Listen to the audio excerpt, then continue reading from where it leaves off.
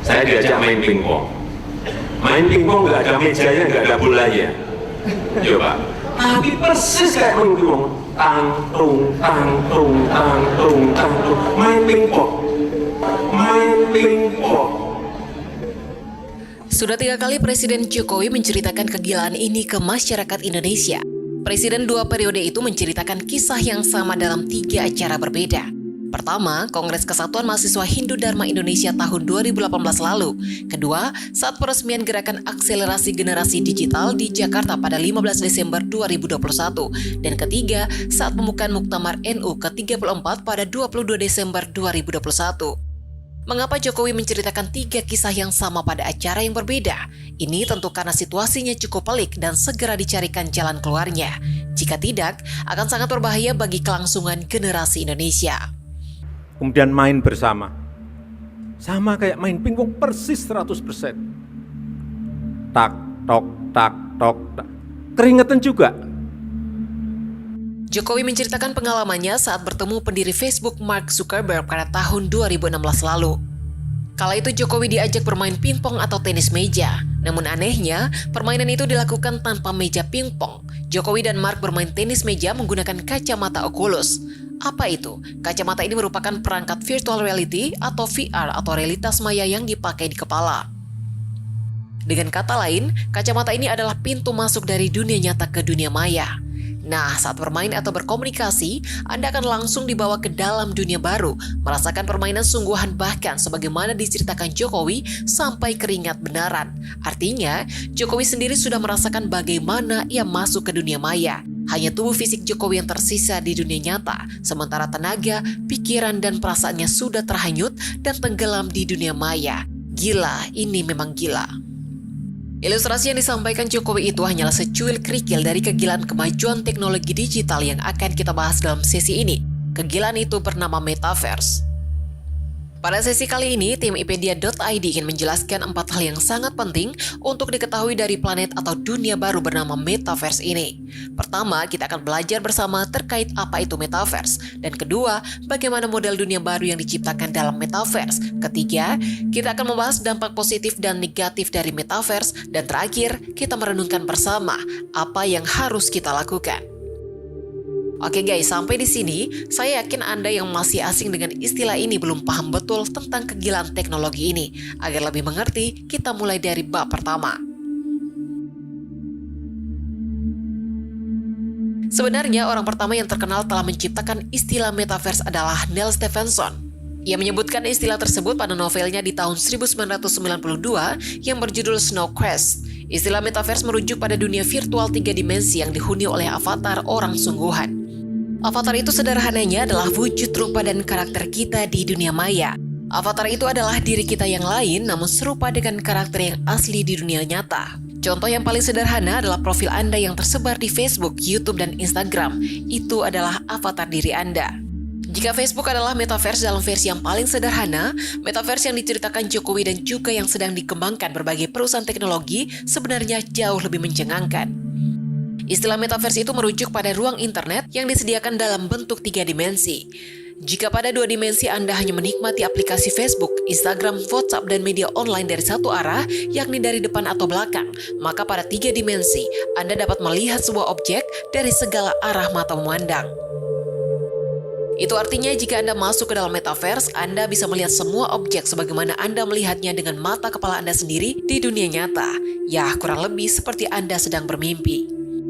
Ketika Anda masuk ke dalam Metaverse, maka sebenarnya Anda masuk ke dalam dunia virtual maya, alih-alih hanya melihat layer pada kacamata Oculus. Gambaran sederhana yang diungkapkan oleh Facebook tentang Metaverse adalah sebuah seperangkat ruang virtual, tempat seseorang yang dapat membuat dan menjelajah dengan pengguna internet lainnya yang tidak berada pada ruang fisik yang sama dengan orang tersebut. Jika dipersingkat, ini adalah dunia komunitas virtual tanpa akhir yang saling terhubung, di mana orang-orang dapat bekerja, bertemu, bermain dengan menggunakan headset realitas virtual, kacamata Oculus, aplikasi smartphone, dan atau perangkat lainnya. Anda masuk ke sana dengan mengeluarkan energi, pikiran, dan perasaan yang diwakilkan oleh avatar atau duplikasi diri Anda. Sampai di sini semoga saja teman-teman sudah memahami apa itu Metaverse. Kita masuk ke bab kedua, bagaimana model dunia baru yang diciptakan dalam Metaverse.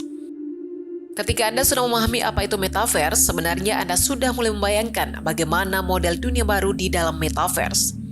Adanya metaverse memungkinkan Anda untuk melakukan hal-hal seperti pergi ke konser virtual, melakukan wisata online, bermain game, sekolah online, belanja online, dan sebagainya. Sekali lagi bedanya, kali ini Anda benar-benar masuk ke dalam realitas virtual.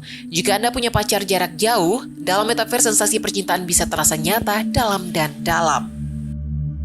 Anda juga bisa mencoba pakaian digital yang dipakai oleh avatar diri Anda di metaverse saat bertemu sang pujaan hati. Metaverse bisa mempermudah sistem shift kerja dari rumah atau work from home di tengah kondisi pandemi COVID-19. Alih-alih hanya dapat melihat rekan kerja di kotak panggilan video seperti aplikasi video conference, karyawan kini bisa bergabung bersama di kantor virtual dengan pengalaman nyata. Inilah yang dinamakan dengan teleportasi, yakni perpindahan objek atau seseorang dari satu tempat ke tempat lain dengan menembus ruang dan waktu. Demikian pula saat Anda ingin belanja online. Saat ini memang belum ada toko online yang menyediakan metaverse, namun jika waktunya tiba, Anda bisa berbelanja ke Shopee, Traveloka, Bukalapak, dan Tokopedia seperti berbelanja di toko nyata. Sampai di sini saya yakin Anda sudah sangat paham. Kita masuk ke bab ketiga, yakni dampak positif dan negatif dari metaverse. Pertama, kita akan membahas dampak positifnya lebih dulu. Menurut beberapa pendapat, dengan adanya metaverse, pengguna akan mendapatkan pengalaman, ekspresi, teleportasi, dan tingkat produktivitas yang tinggi. Jadi dengan adanya metaverse, pengguna bisa menjadi siapa saja dan di mana saja. Bukan hanya itu, pengguna juga bisa mewujudkan fantasi yang ia miliki. Jika saat ini akun sosial media cuma bisa menampilkan profil seseorang dalam bentuk tulisan, gambar, atau video saja, namun dalam dunia metaverse, netizen akan ditampilkan dalam bentuk avatar 3D. Secara teknis, pengguna bisa mendesain karakter sendiri sampai bisa memperlihatkan ekspresi yang ia alami kepada orang-orang. Selain dampak positif, tentunya metaverse juga mempunyai dampak negatif. Kemungkinan dampak negatif yang akan dihasilkan yaitu menimbulkan kecanduan, depresi, dan keamanan data pribadi.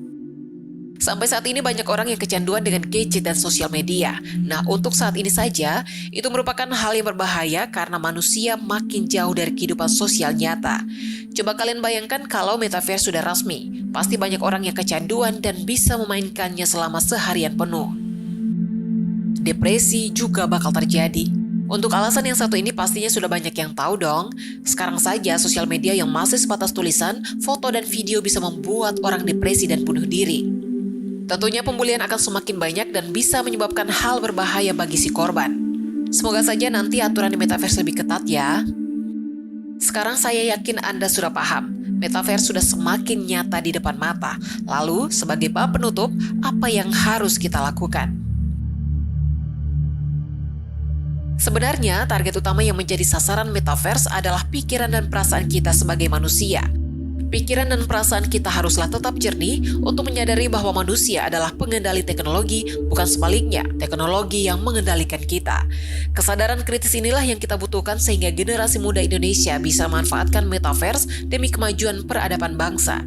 Karena itu, pemerintah sebaiknya mempersiapkan dulu pikiran manusia Indonesia yang kritis dan perasaan yang berakhlak sebelum menghadapi tantangan metaverse. Sebab jika tidak, metaverse akan menjadi kuburan massal bagi kehancuran generasi bangsa. Saya ingat 2016, waktu ketemu Mark Zuckerberg di Amerika, saya diajak main pingpong pakai Oculus. Dia memberitahu ke saya, Presiden Jokowi, ini nanti dalam 10-15 tahun lagi akan muncul seperti kita main pingpong ini, setiap orang nanti bisa beli lahan virtual, bisa bangun bisnis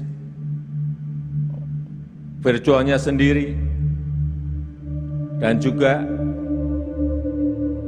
akan ada mall virtual, gym virtual, kantor virtual, wisata virtual.